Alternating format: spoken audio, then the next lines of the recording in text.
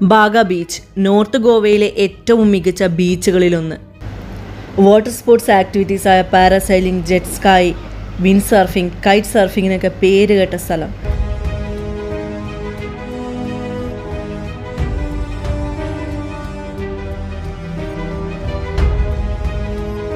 അതുപോലെ ഗോവയിലെ ഏറ്റവും മികച്ച നൈറ്റ് ലൈഫ് ബാഗയിലാണ്. നിരവധി കഫേസ്, ഡാൻസ് ബാർ, പബ്ബുകൾ, DJ, പാർട്ടി, മ്യൂസിക്, അങ്ങനെ എല്ലാം. Beach shacks, candle light dinners, എല്ലാ ആക്ടിവിറ്റീസും എൻജോയ്മെൻറ്റും ഒരുമിച്ച് ഒരു സ്ഥലത്ത് ചെയ്യാൻ പറ്റുന്നത് നമുക്ക് ഗോവയിൽ ബാഗ ബീച്ച് മാത്രമാണ്. അതാണ് ബാഗ ബീച്ചിൻ്റെ ഏറ്റവും വലിയ പ്രത്യേകത. ചുരുക്കം പറഞ്ഞാൽ ഓൾ ഇൻ വൺ പ്ലേസ് ആണ് ബാഗ.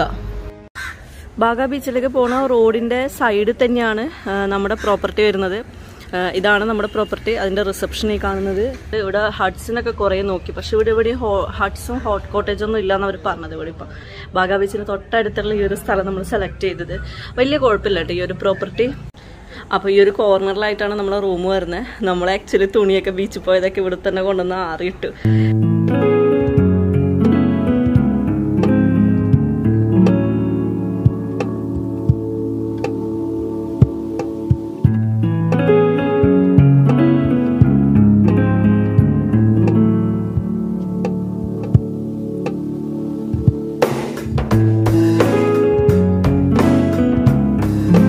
ഭൂപ്രകൃതിയുടെ കാര്യത്തിൽ ഗോവയും കേരളവും തമ്മിൽ വലിയ വ്യത്യാസമൊന്നുമില്ല.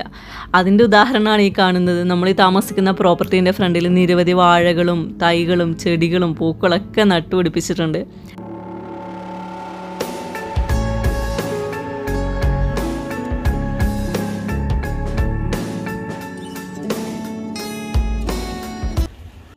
ബാഗയിൽ വന്നിട്ട് ബൈക്കും അതേപോലെ തന്നെ കാറും റെന്റിന് എടുക്കുന്നവർ ശ്രദ്ധിക്കേണ്ട മെയിൻ ആയിട്ടുള്ള കാര്യം എന്ന് പറഞ്ഞാൽ അക്കോമഡേഷനാണ്. അക്കോമഡേഷൻസ് നല്ല സീക്കറായിട്ടുള്ള പാർക്കിംഗ് ഉള്ള സ്ഥലത്ത് നോക്കുക. കാരണം നമുക്ക് ഇവിടെ റോഡ് സൈഡിലൊന്നും വണ്ടി അങ്ങനെ ഇട്ടിട്ട് പോകാൻ പറ്റില്ല. ആൾക്കാർ പറയും അവിടെ വെച്ചോന്ന്, പക്ഷേങ്കിൽ ചില സ്ഥലത്ത് ഓൾമോസ്റ്റ് സ്ഥലങ്ങൾ നോ പാർക്കിംഗ് ഏരിയ ആണ്, പെയ്ഡ് പാർക്കിംഗ് ഏരിയ ആണ്. പിന്നെ ഓവർനൈറ്റ് ഒന്നും പാർക്കിംഗ് ഇല്ല. റോഡ് സൈഡിലൊക്കെ വെച്ച് പോയിട്ടുണ്ടെങ്കിൽ വണ്ടികൾ ചിലപ്പോൾ തട്ടിയിടും. പിന്നെ അതിൻ്റെ പിന്നാലെ നടക്കേണ്ടി വരും നമ്മൾ. വളരെ ഒരു ഷോർട്ട് വെക്കേഷനൊക്കെ വരികയാണെന്ന് പിന്നെ അതൊരു ഹെഡേക്ക് ആവും. അപ്പോൾ അതിൽ നല്ലത് വരുന്ന സമയത്ത് നല്ല സീക്കറായിട്ടുള്ള പാർക്കിംഗ് ഉള്ള സ്ഥലത്ത് റൂം എടുക്കുക എന്നുള്ളത്. നമ്മളിവിടെ വന്നിട്ട് ഒരുപാട് സ്ഥലത്ത് നോക്കി. ഒരു 1000, 1500, 1700 വരെ റൂംസ് ഒക്കെ ഉണ്ട്. നല്ല റൂംസ് തന്നെയാണ്, നല്ല പ്രോപ്പർട്ടീസ് ആണ്. പക്ഷെ അവിടെ ഒന്നും പാർക്കിംഗ് ഉണ്ടായില്ല. അവസാനം നമ്മൾ നോക്കി നടന്നിട്ടാണ് ഈ ഒരു ഗേറ്റ് ഉള്ള ഇതിൻ്റെ ഉള്ളിൽ കോമ്പൗണ്ടിലുള്ള ഒരു നല്ലൊരു അക്കോമഡേഷൻ നമുക്ക് കിട്ടിയത്. ഇവിടെ വന്നപ്പോൾ പറഞ്ഞു വണ്ടി ഇവിടെ പാർക്ക് ചെയ്യുക, വേറെ പ്രശ്നങ്ങളൊന്നുമില്ല, ഇഷ്യൂസ് ഒന്നുമില്ല നിങ്ങൾക്ക് എന്നുള്ള രീതിയിൽ. അപ്പോൾ നമ്മൾക്ക് തോന്നി ഇവിടെ സേഫ് ആണെന്നുള്ളത്. അപ്പോൾ 2 ദിവസം നമ്മളിവിടെ ബാഗയിലെ ഈ ഒരു പ്രോപ്പർട്ടിയിൽ താമസിച്ചു. വലിയ കുഴപ്പമൊന്നുമില്ല. പെർ ഡേ 2500 ആണ് നമ്മൾ പേ ചെയ്തത്. AC റൂം തന്നെയാണ്. സർവീസ് ആണെങ്കിലും നല്ല സർവീസാണ് ഇവരുടെ. നല്ല ആംബിയൻസ് ആണ്.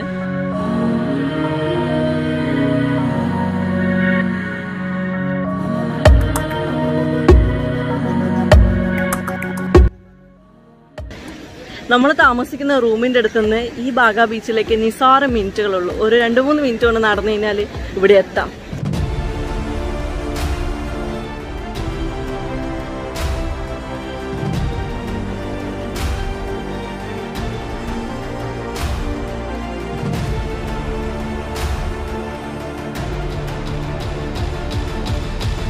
ഗോവയുടെ തലസ്ഥാനമായ പനജിമിന് ഏകദേശം 17 കിലോമീറ്റർ ഉണ്ട് ബാഗ ബീച്ചിലേക്ക്.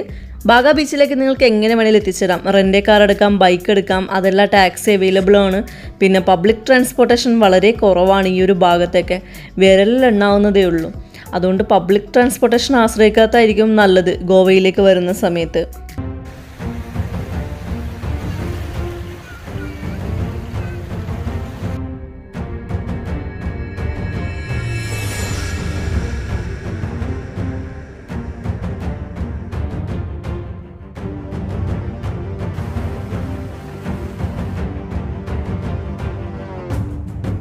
ഇവിടെ നമുക്ക് ബീച്ച് ഷാക്സും ബീച്ച് ബെഡൊക്കെ കാണാൻ പറ്റും.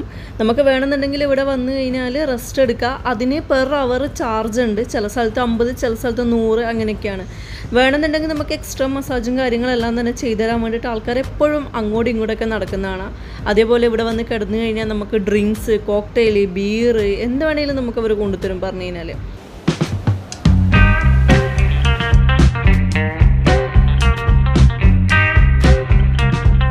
ഗോവയിൽ വരുമ്പോൾ മസ്റ്റായിട്ടും നോർത്ത് ഗോവയിലേക്ക് വരാനേ ഞാൻ പറയുള്ളൂ. നല്ല എപ്പോഴും നല്ല ആക്റ്റീവായിട്ടുള്ള ആൾക്കാരെയും കാണാം. അത്രയും എന്താ പറയുക, ഫുൾ ടൈം എൻജോയ്മെൻറ്റ് മൂഡിലാണ്. ഈ ബാഗ ബീച്ചിൻ്റെ തൊട്ടടുത്തായിട്ട് തന്നെ ഒരു ക്രിസ്ത്യൻ ചർച്ച് ഉണ്ട്. നേരത്തെ നമ്മൾ ബീച്ചിനടുത്തായിട്ട് ഒരു ക്രിസ്ത്യൻ ചർച്ച് കണ്ടില്ലേ, അതേപോലെ തന്നെ അതിൻ്റെ മറ്റൊരു ഭാഗത്ത് അമ്പലം കാണാം. നോക്കിയിട്ടെ, കളർഫുൾ പെയിൻറ്റിങ് ഒക്കെ ആയിട്ട്. നമ്മുടെ കേരളത്തിലുള്ള അമ്പലങ്ങളൊക്കെ ഒരു ടോട്ടലി ഡിഫറെൻറ്റ് സ്ട്രക്ചർ അല്ലേ, ഫുള്ള് മഞ്ഞയും ഓറഞ്ചും ചുവപ്പൊക്കെ പെയിൻ്റൊക്കെ അടിച്ചിട്ട്. ഗോവയിൽ നിരവധി തെങ്ങുകളൊക്കെ ഉള്ളതുകൊണ്ട് തന്നെ കരിക്കിന് യാതൊരു ക്ഷാമവുമില്ല. എവിടെ നോക്കിക്കഴിഞ്ഞാൽ കരിക്ക് വെക്കുന്ന ആളുകളെ നമുക്ക് കാണാൻ സാധിക്കും. അപ്പോൾ ഇത്രയും ചൂടിന് ആകെ ഡീഹൈഡ്രേഷൻ അടിച്ചുകൊണ്ടിരിക്കുകയാണ്. അപ്പോൾ പിന്നെ അതിനാശ്വാസം കരിക്ക് തന്നെയാണ് നമുക്ക്. രാത്രി ആയപ്പോഴത്തേക്കും ബാഗ ബീച്ചിൻ്റെ സ്ട്രക്ചർ കംപ്ലീറ്റ്ലി മാറി. എങ്ങനെ നോക്കിക്കഴിഞ്ഞാൽ കളർഫുൾ ലൈറ്റുകളും DJ മ്യൂസിക്കും സംഭവങ്ങളൊക്കെ ആയിട്ട്.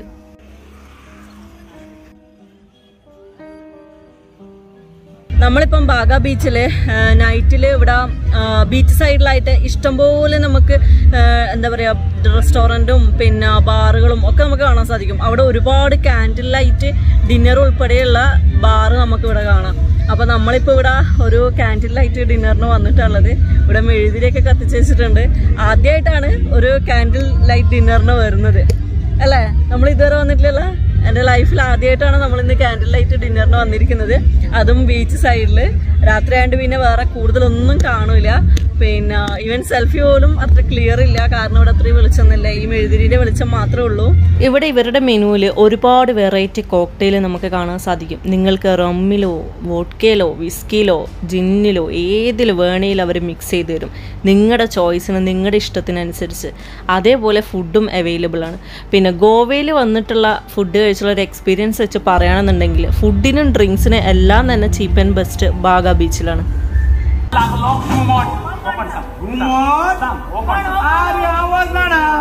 ടിറ്റോസ് ലൈൻ അല്ലെങ്കിൽ ടിറ്റോസ് ഗ്രൂപ്പ് ഓഫ് കമ്പനീസ് നിങ്ങൾ കേട്ടിട്ടുണ്ടോ? ചിലരൊക്കെ കേട്ടിട്ടുണ്ടാവും എന്ന് വിചാരിക്കുന്നു. അതിൽ 1-2 കാര്യങ്ങൾ ഞാൻ പറഞ്ഞു തരാം. ഈ ടിറ്റോസ് ലൈൻ എന്ന് പറയുന്നത് ബാഗ ബീച്ചും കാൽമുട്ട് ബീച്ചിൻ്റെ ഇടയിൽ സ്ഥിതി ചെയ്യുന്ന ഒരു ചെറിയ സ്ട്രീറ്റാണ്. ഈ സ്ട്രീറ്റിൽ ഇല്ലാത്തതായിട്ട് ഒന്നുമില്ല. Night life, DJ, party, music, tattoo, massage centre, shopping, street food, അങ്ങനെ എല്ലാം തന്നെ ഇവിടെയുണ്ട്. നൈറ്റ് ലൈഫ് എൻജോയ് ചെയ്യാൻ ഏറ്റവും കൂടുതൽ ആൾക്കാർ ആശ്രയിക്കുന്ന ഒരു സ്ട്രീറ്റാണ് ഈ ടിറ്റോസ് ലൈനും അതേപോലെ തന്നെ ടിറ്റോസ് ഗ്രൂപ്പിൻ്റെ പബ്ബുകളും DJ ക്ലബ്ബുകളൊക്കെ. 1971 ടിറ്റോസ് ഗ്രൂപ്പ് സ്റ്റാർട്ട് ചെയ്തത്. അങ്ങനെ നീണ്ട 50 വർഷത്തോളം അവർ അവരുടെ നൈറ്റ് ക്ലബ്ബും പാർട്ടീസും ടാറ്റു ഷോപ്പും പബ്ബുകളും എല്ലാം മാക്സിമം നല്ല രീതിയിൽ കൊണ്ടുപോയി നടത്തി. അവസാനം 2021 സർക്കാരിൻ്റെ ഹറാസ്മെൻറ്റ് സഹിക്കാൻ പറ്റാതെ അവരത് മറ്റൊരാൾക്ക് വിൽക്കേണ്ടി വന്നു.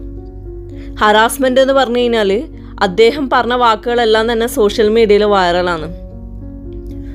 DJ പാർട്ടിയും അതേപോലെ ബീച്ച് പാർട്ടി നൈറ്റ് ക്ലബ്ബൊക്കെ നടക്കുന്ന സമയത്ത് പോലീസ് വന്നിട്ട് പറയും തീവ്രവാദി ആക്രമണം ഉണ്ടാവും, ഈ സ്ട്രീറ്റ് നമുക്ക് ക്ലോസ് ചെയ്യണം എന്നുള്ളത്. അപ്പോൾ ചിലരെങ്കിലും ഭയന്ന് പൈസ കൊടുക്കും. അപ്പോൾ ഇദ്ദേഹം അത് കൊടുക്കാതെ ഇരുന്ന സമയത്ത് ഒരുപാട് പ്രശ്നങ്ങൾ വീണ്ടും നേരിടേണ്ടി വന്നു. ഇതൊക്കെ റീസെൻ്റ്ലി നടന്ന സംഭവങ്ങളാണ്. സ്റ്റാർട്ടിങ് ടൈമിൽ വലിയ പ്രശ്നമൊന്നും ഉണ്ടായിരുന്നില്ല എന്നാണ് അദ്ദേഹം പറഞ്ഞത്. 50 വർഷം കഷ്ടപ്പെട്ട് ഉണ്ടാക്കിയെടുത്ത ഒരു സംരംഭം ഒരു സുപ്രഭാതത്തിൽ ഒരാൾക്ക് വിൽക്കേണ്ടി വന്നാലുള്ള അവരുടെ അവസ്ഥ ഒന്ന് ചിന്തിച്ചു നോക്കിയേ. നമ്മൾ ആകെ തകർന്നു പോവില്ലേ?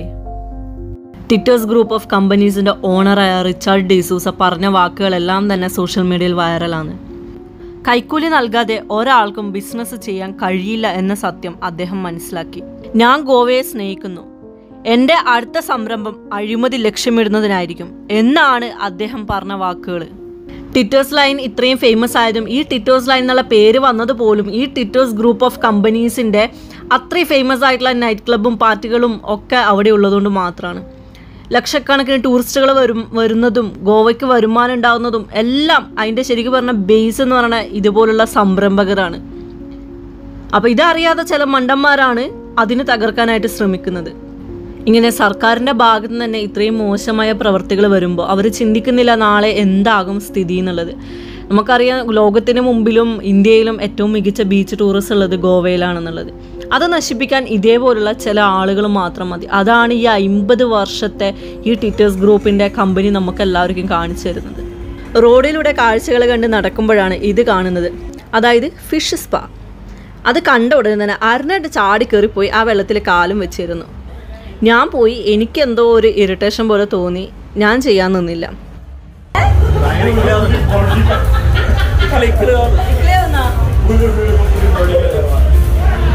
ഈ ഫിഷ് സ്പായൊക്കെ കഴിഞ്ഞിട്ട് അരുണൻ്റെ കാലിലെ മാറ്റങ്ങൾ എന്തായാലും ഞാൻ ശ്രദ്ധിക്കുന്നത്. ഗൂഗിളിലും മറ്റുമൊക്കെ ഞാൻ സെർച്ച് ചെയ്ത് നോക്കി, ഒരുപാട് വിവരങ്ങൾ എനിക്ക് കിട്ടി ഇതിനെക്കുറിച്ചിട്ട്. അമേരിക്കയിലെ ടെക്സാസിലും ഫ്ലോറിഡ പോലുള്ള സ്ഥലങ്ങളിലൊക്കെ ഈ ഫിഷ് സ്പാ നിരോധിച്ചതാണ്. ആ സമയത്താണ് നമ്മുടെ നാട്ടിൽ ഇത് കൂണ് പോലെ പടർന്നു പിടിക്കുന്നത്. നമ്മുടെ നഗരങ്ങളിലൊക്കെ ഇന്ന് വലിയ ട്രെൻഡായി മാറിക്കൊണ്ടിരിക്കുകയാണ് ഈ ഫിഷ് സ്പാ എന്ന് പറയുന്ന സംഭവം. മാളുകളിലും ബ്യൂട്ടി പാർലറിലും തെരുവോരങ്ങളിലെല്ലാം നമുക്ക് കാണാൻ സാധിക്കും. ചെറിയ റേറ്റേ ഉള്ളൂ, പിന്നെ ആ കുറച്ച് നേരത്തെ കിട്ടുന്ന സുഖം, പിന്നെ ഇതിൻ്റെ ബെനിഫിറ്റ്സിനെ കുറിച്ചിട്ട് മാത്രമാണ് നമ്മൾ പറഞ്ഞു കേട്ടിരിക്കുന്നത്. ഇതിൻ്റെ നെഗറ്റീവ് നിങ്ങൾക്കറിയോ എന്താണെന്നുള്ളത്? ഹെപ്പറ്റൈറ്റിസ് മുതൽ HIV വരെ ഉണ്ടാക്കുന്നതാണ് ലേറ്റസ്റ്റ് പഠന റിപ്പോർട്ട്. സ്പായ്ക്കായിട്ട് ഉപയോഗിക്കുന്ന മീനുകളല്ല ഇവിടെ പ്രശ്നം വരുന്നത്, മറിച്ച് അതിലെ വെള്ളമാണ്. ഒന്നിൽ കൂടുതൽ ആളുകൾക്ക് ഒരേ വെള്ളം ഉപയോഗിച്ചാണ് സ്പാ ചെയ്യുന്നതെങ്കിൽ വെള്ളത്തിൽ നിന്നും ബാക്ടീരിയ മറ്റൊരാളിലേക്ക് പകരാൻ കാരണമാകും. അതാണ് ഈ HIV, ഹെപ്പറ്റൈറ്റിസ് പോലുള്ള അസുഖങ്ങൾ മറ്റുള്ളവർക്കും കൂടി പകരും. അപ്പം ഇങ്ങനെ അസുഖങ്ങളുള്ളവർ ഒരിക്കലും ഈ ഫിഷ് സ്പാ പോയി ചെയ്യരുത്, പ്രത്യേകിച്ച് ഒന്നിൽ കൂടുതൽ ആൾക്കാർ ഉള്ള ആ ഒരു വെള്ളത്തിൽ കാല് വെച്ചിട്ട്. അതേപോലെ തന്നെ പ്രമേഹ രോഗികളും പ്രതിരോധ ശേഷി കുറഞ്ഞവരും ഒരിക്കലും ഫിഷ് സ്പാ ചെയ്യരുത്. ഈ ഫിഷ് സ്പാ ചെയ്യാൻ വേണ്ടിയിട്ട് ഗാറ റൂഫ എന്ന് പറഞ്ഞൊരു പ്രത്യേക ഇനം മീനുകളെയാണ് ഉപയോഗിക്കുന്നത്. ഫിഷ് സ്പായൊക്കെ കഴിഞ്ഞ് അരുണൻ്റെ കാല് നോക്കിയപ്പോഴാണ് എനിക്ക് മനസ്സിലായതെന്ന് പറഞ്ഞില്ലേ, അതിൻ്റെ ആ ഒരു ഡിഫറൻസ്. കംപ്ലീറ്റ് റെഡിഷ് കളറായിട്ട് എന്തോ ഒരു കുത്തിയ പോലെയൊക്കെ തോന്നുകയാണ് മൊത്തം കാലിൽ മൊത്തം. ആക്ച്വലി ഞാനതൊന്ന് ഷൂട്ട് ചെയ്തിട്ടുണ്ടായില്ല, അത് ഷൂട്ട് ചെയ്തിട്ടുണ്ടെങ്കിൽ നിങ്ങൾക്കത് കണ്ടു കഴിഞ്ഞാൽ മനസ്സിലാവുമായിരുന്നു.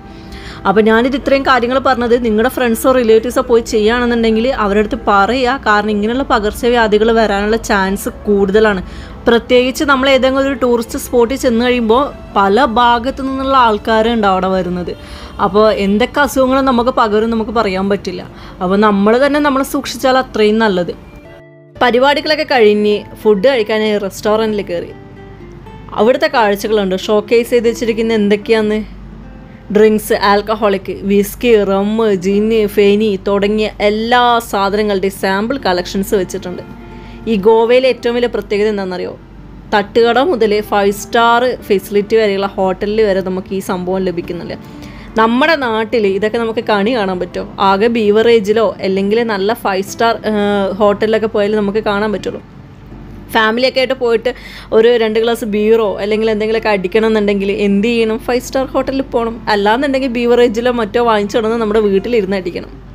എവിടെയാണെന്ന് വെച്ച് കഴിഞ്ഞാൽ ഫുഡും കള്ളും ഓരോ സ്ഥലത്ത് കിട്ടും. നോർത്ത് ഭാഗത്തൊക്കെ പോയി കഴിഞ്ഞാൽ സ്ഥിരം കാണുന്ന കാഴ്ചയാണ് പശുവിന് ഭക്ഷണം കൊടുക്കുക എന്നുള്ള. പശു ഊട്ടുക തന്നെ പറഞ്ഞിട്ട് അവരുടെ രീതിയിൽ കുറേ ആചാരങ്ങളൊക്കെ ഉണ്ട് കേട്ടോ. നമ്മുടെ നാട്ടിലും ഉണ്ട്, നമ്മൾ മനുഷ്യത്വം അല്ലെങ്കിൽ അതിനോടുള്ള സ്നേഹം കൊണ്ട് കൊടുക്കണം. പക്ഷെ അവരങ്ങനെയല്ല, അവർ പശുവിന് മനസ്സിൽ വേറെ തന്നെ ഒരു സ്ഥാനമാണ്. അവർക്ക് പശുവിന് ഭക്ഷണം കൊടുത്തതിന് പുണ്യം കിട്ടുന്നതാണ് അവർ വിചാരിക്കുന്നത്.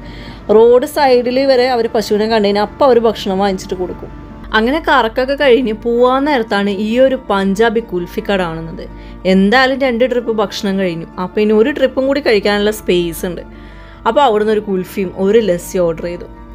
നോർത്ത് ഇന്ത്യൻസിൻ്റെ ലസ്സിയും കുൽഫിയൊക്കെ അന്യായ ടേസ്റ്റാണ്, പറയാണ്ട് തന്നെ നമുക്കറിയാം. നമ്മുടെ കേരളത്തിലൊന്നും അതിൻ്റെ ഒരു 10% പോലും കിട്ടില്ല എന്നുള്ളത്.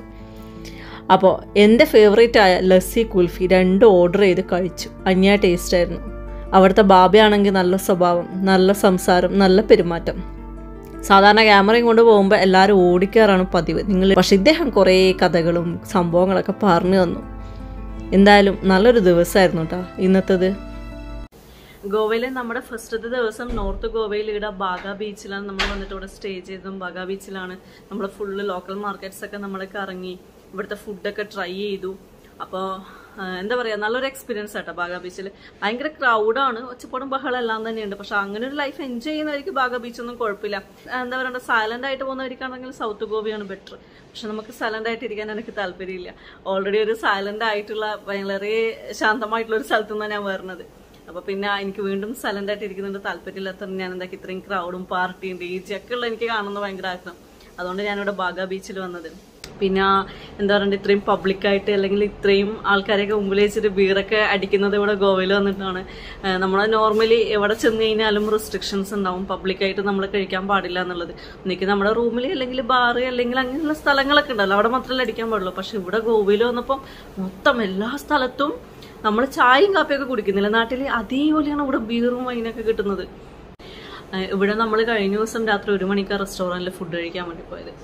അപ്പോൾ എന്താ പറയുക, ഇവിടെയൊക്കെ നൈറ്റ് അത്ര ആക്റ്റീവാണ്. നമ്മുടെ നാട്ടിലൊക്കെ ശരിക്കും ഇതുപോലെ വരണം എന്നൊക്കെ ആഗ്രഹമുണ്ട്. ഇതൊക്കെ കാണുമ്പോൾ നമുക്ക്, ഞാൻ കഴിഞ്ഞ പ്രാവശ്യം മസൂരിയിലൊക്കെ പോയപ്പോഴും ഞാൻ ഇങ്ങനെ ചിന്തിച്ചു നമ്മുടെ നാട്ടിൽ എന്തിങ്ങനെ വരിക എന്നുള്ളത്, ഏതെങ്കിലും നല്ല ടൂറിസ്റ്റ് പ്ലേസിൽ. പിന്നെ അതേപോലെ തന്നെ ബീച്ചസ്, ഇവിടുത്തെ ബീച്ചസൊക്കെ എന്തോരം ആക്ടിവിറ്റീസ് ആണെന്നറിയാം.